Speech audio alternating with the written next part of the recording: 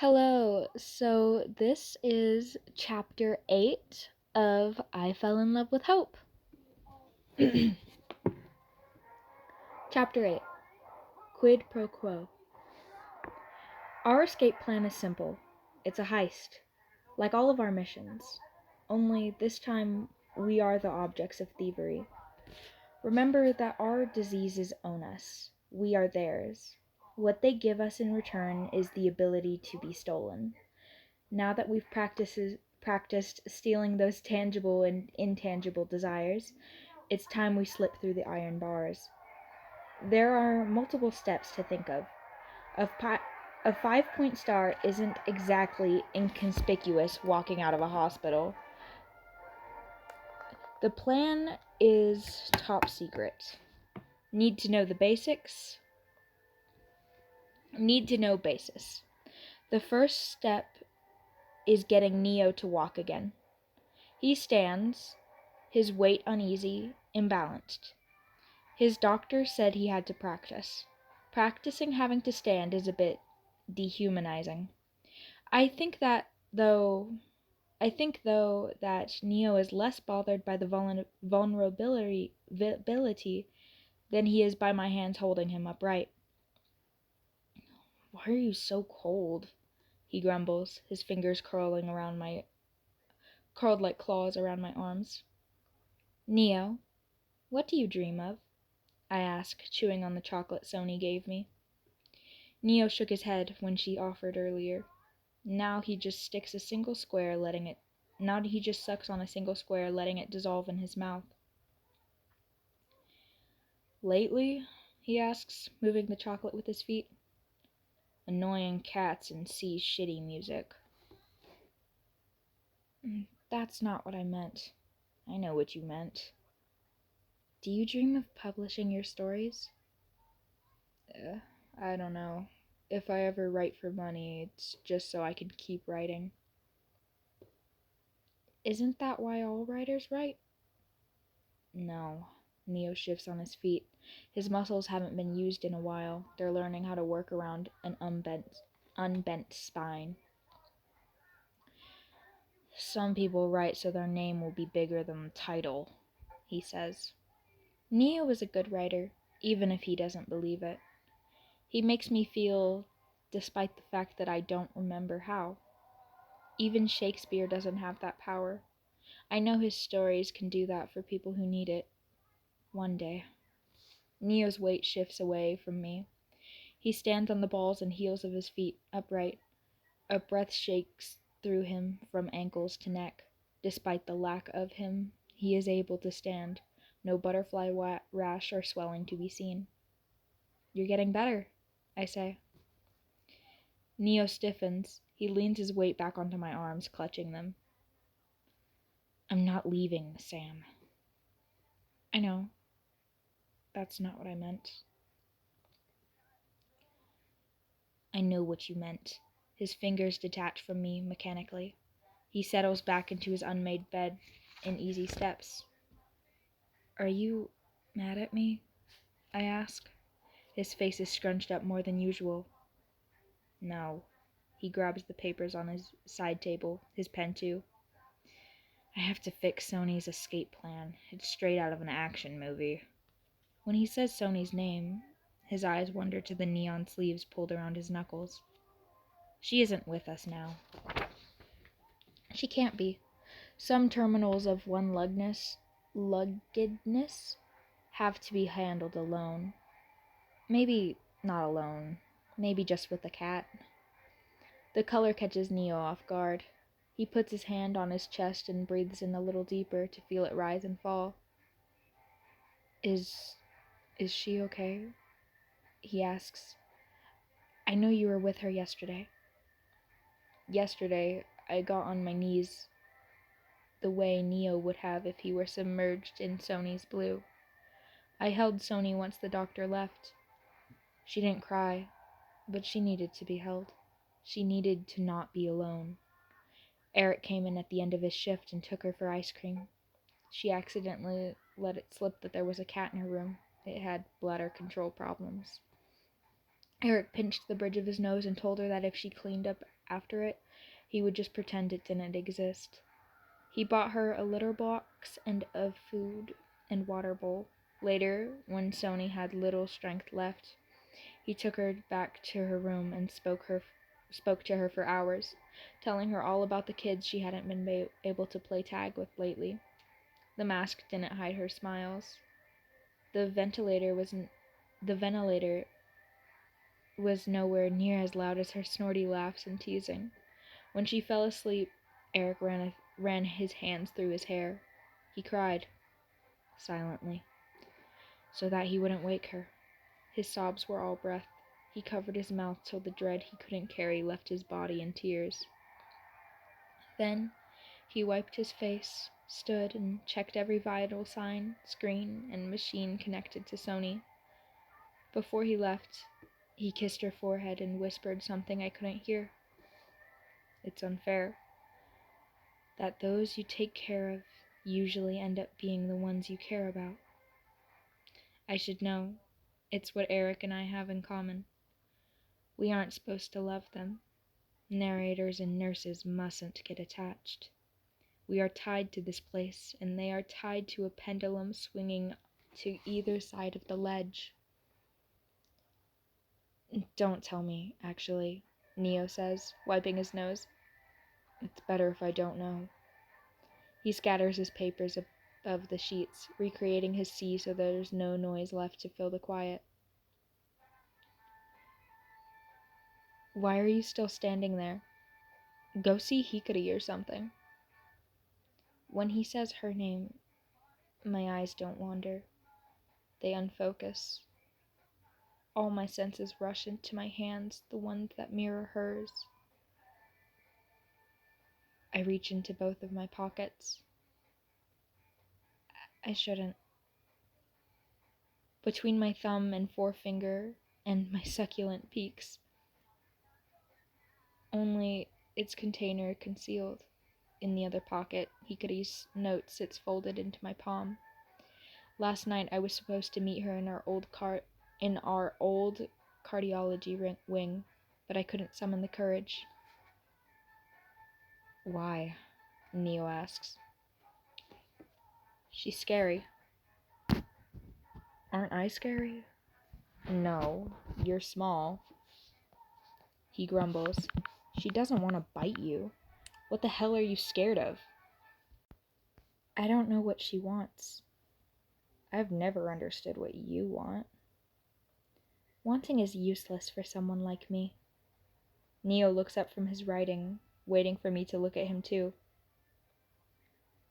Someone like us, you mean? He says, his voice gaining an edge. Sorry. Sony wants to play with her kids and the freedom to do whatever and go wherever she pleases, he goes, bypassing the awkward pause that would have been.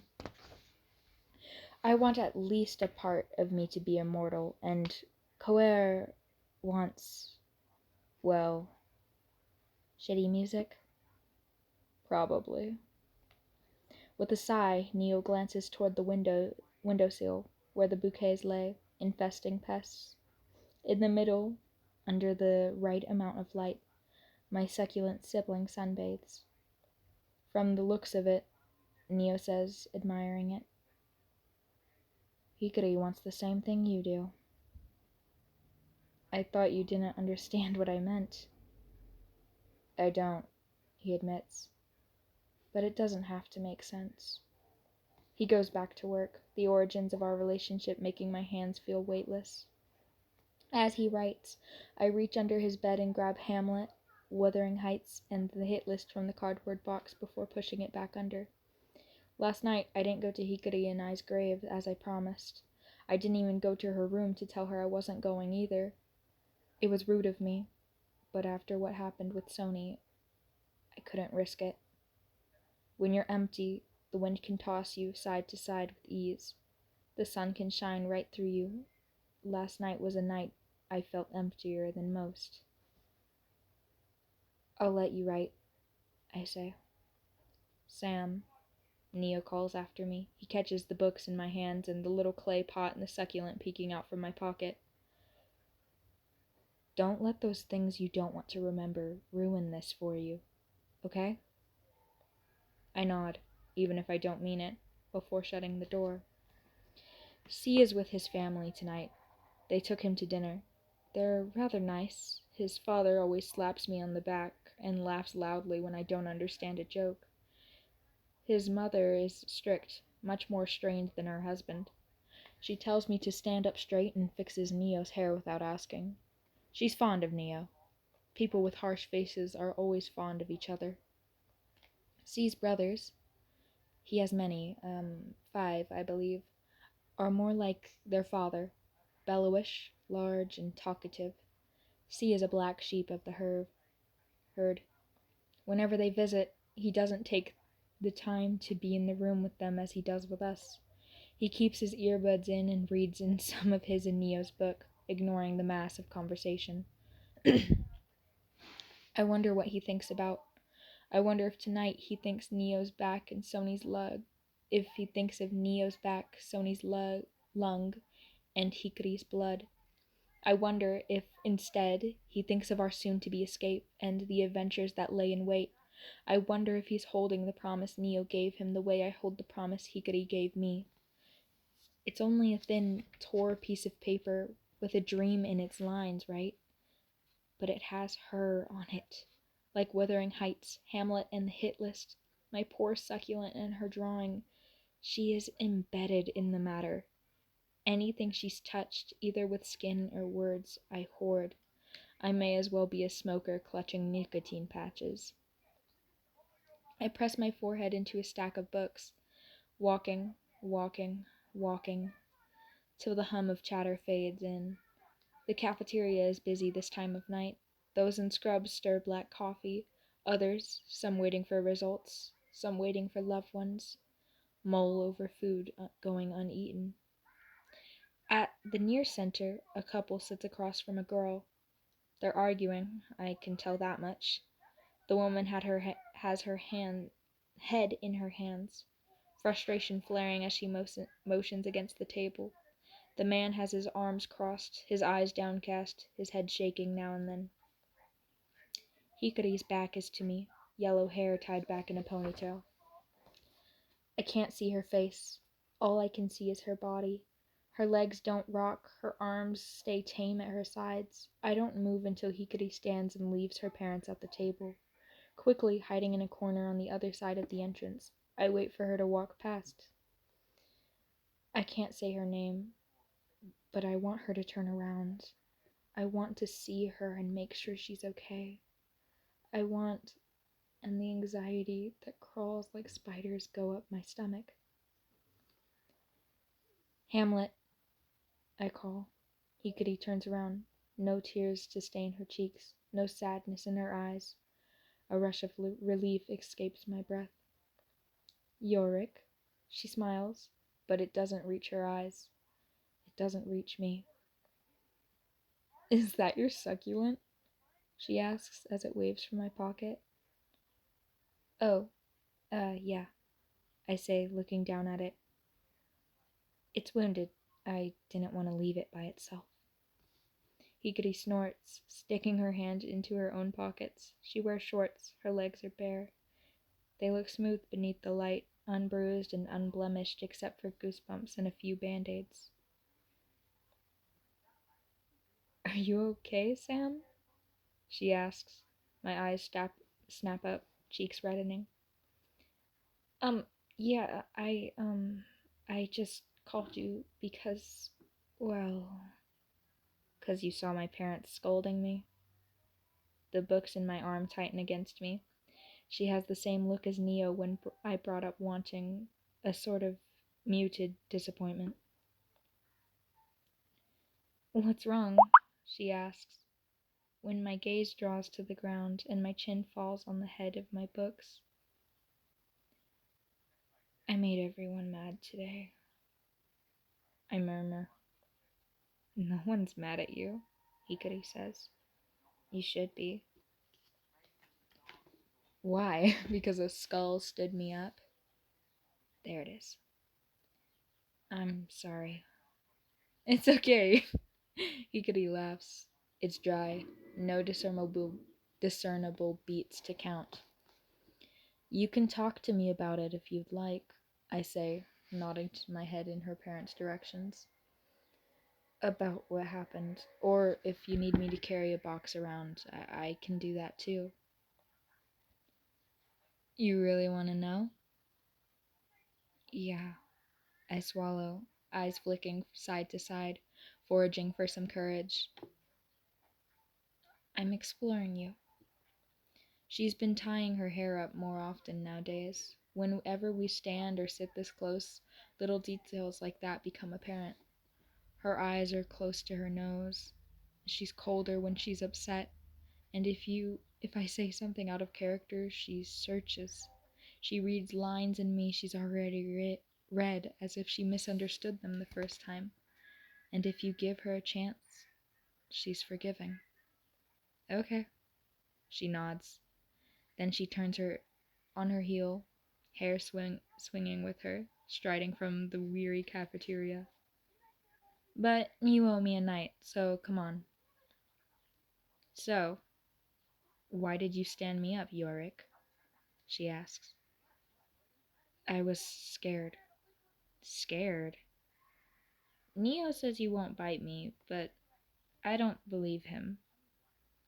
You should listen. Neo knows everything. Her room is full of plants, some wounded and others healing like mine. Her clothes are piled rather than folded, avalanching out of the suitcase in the far corner. Her bed is unmade, her medication thoughtlessly strewn about.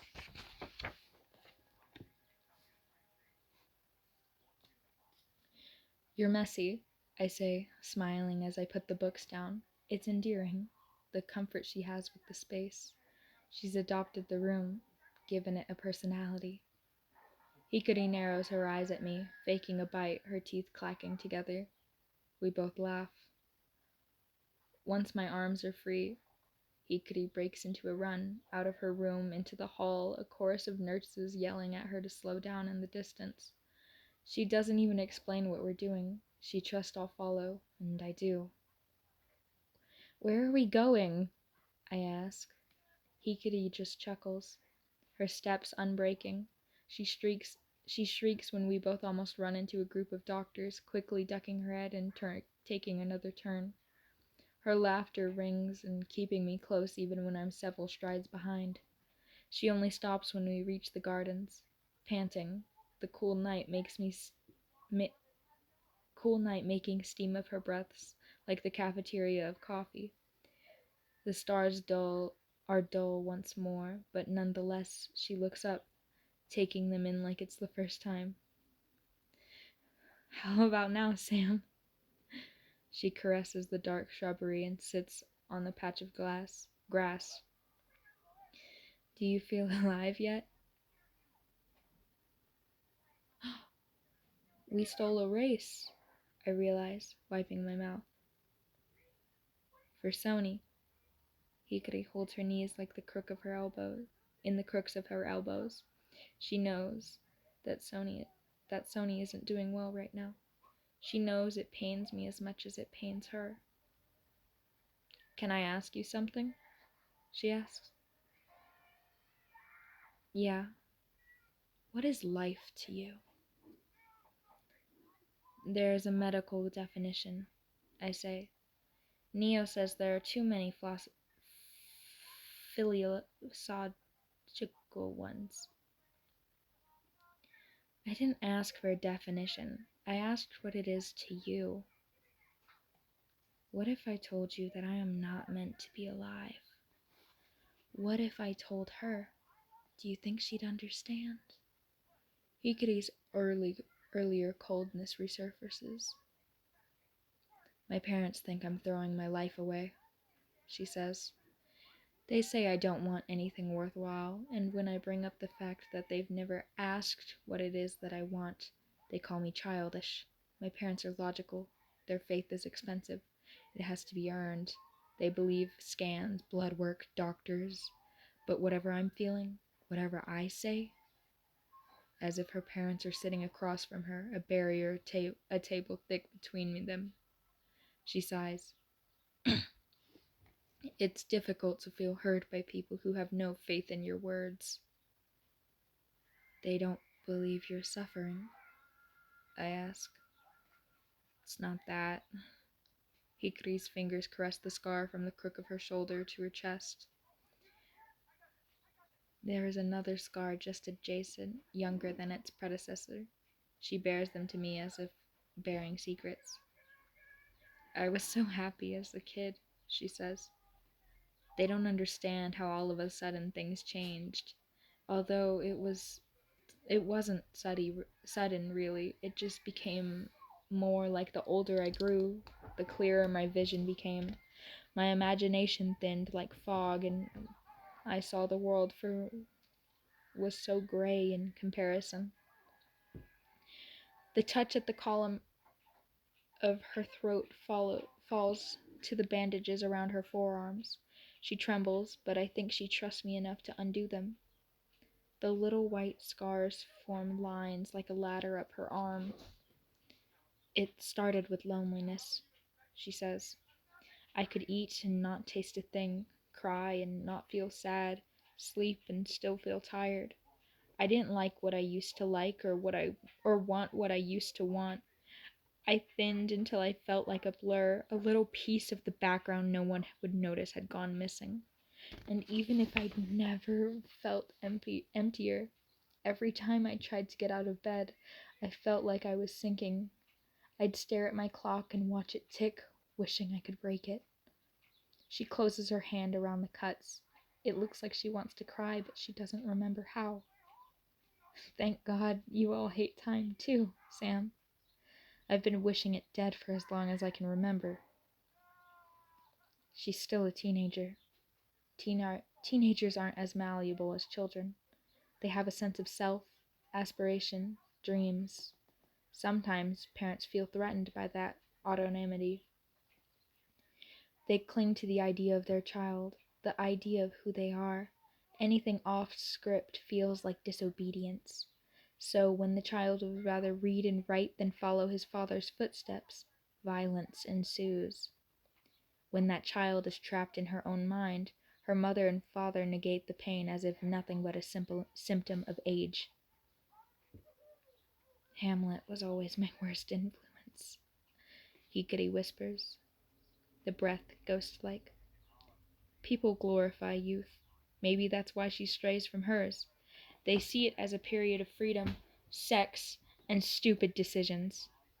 These are the best years of your life. Enjoy them. You'll be grateful you did.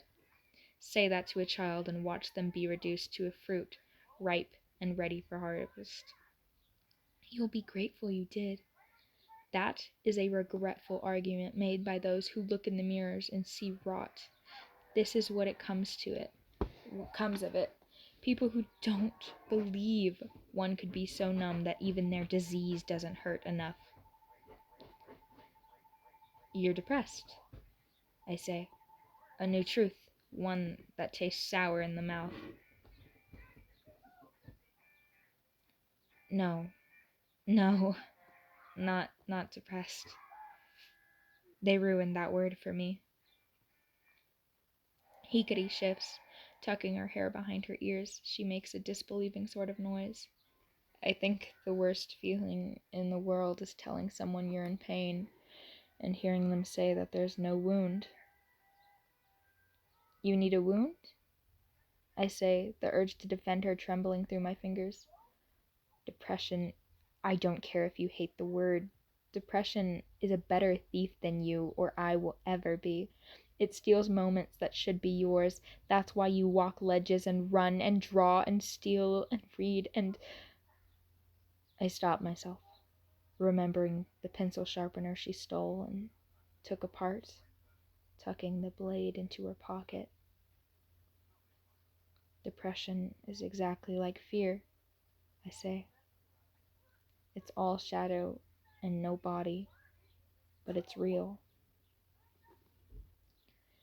That shadow looms over Hikari as mine does. It holds a noose just as tight around her neck. At night, it's harder to see, but there's no mistaking it. The the stars cast their dull light on her, and when one of them decides to flare, her shadow flinches. "It has you too," she says. "That's why you're bad at existing." "No," I shake my head, not taking my eyes off of her. "I chose this. My depression is consensual." She can't help but laugh. "You like the numbness?" she asks. "It's better than the pain." She opens her mouth like she wants to refute me, but no words come to fruition. She wants to tell me that pain is temporary, but she isn't so sure now that she has to say it out loud. She shuts her mouth again, her jaws grinding as if she refocuses on the dewdrops. My fear shackles dig into my throat as I almost say her name. "My Hamlet," I say. It doesn't matter. Right now, she's all that matters. I may just be a cowardly skull, but I'm here, I say, my hand closing around the grass just beside the hit list. As I think about the shape of hers, I'm always listening, and I'll always believe you. The hit list and my succulent sit between us as a marker of distance. The warmth we share disobeys. I lean into it. I haven't said her name. I haven't touched her. She isn't real. I'm just a skull in the cup of her palm. So what does it matter if I fly too close to the sun? "Do you believe that I'm alive yet?" I ask. "No." Hikari shakes her head, but her smile lingers. "I still have to make you dream." "What do you dream of?" I ask. Hikari sighs, staring through the stars that have yet to shine for her. Stars that have yet to shine for her. "I dream of annihilating loneliness." She hooks her teeth onto her bottom lip, shrugging. "And maybe a grand romantic gesture?" "Like in the movies?" I ask, remembering the ones that Sony made Neo and I watch that ended up being renditions of my favorite love stories. "Yeah," Hikari laughs, "like in the movies." We exchange something pure then, something wordless, a flirtation that goes past teasing.